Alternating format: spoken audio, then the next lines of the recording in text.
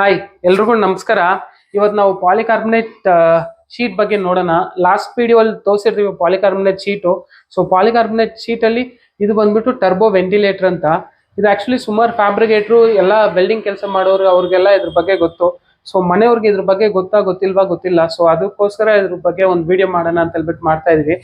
ಇದು ನೋಡಿದ್ರೆ ಇದು ಬೇಸ್ ಬಂದ್ಬಿಟ್ಟು 1.8 to 2 mm 2 thickness ಅಲ್ಲಿ ಬರುತ್ತೆ ಇದು ಪಾಲಿಕಾರ್ಬನೇಟ್ ಬೇಸು.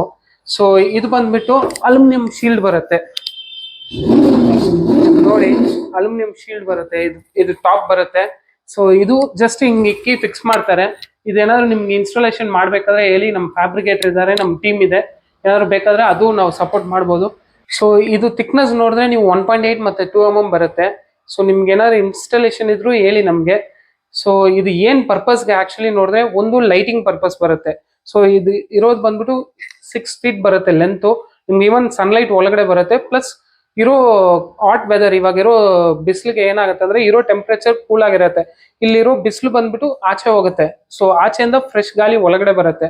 ಸೊ ಅದು ಒಂದು ಯೂಸ್ ಆಗುತ್ತೆ ನೋಡಿ. ಇದ್ರ ಬಗ್ಗೆ ಏನಾದ್ರು ಎನ್ಕ್ವೈರೀಸ್ ಇದ್ರು ಕಮೆಂಟ್ ಮಾಡಿ, ಕಾಲ್ ಮಾಡಿ. ಯಾವ್ದಾದ್ರು ಡೌಟ್ ಇದ್ರೆ ಕಾಲ್ ಮಾಡಿ, ಶೇರ್ ಮಾಡಿ. Thank you so much. ಒಳ್ಳೆ ರೆಸ್ಪಾನ್ಸ್ ಬರ್ತಾ ಇದೆ. Thank you so much.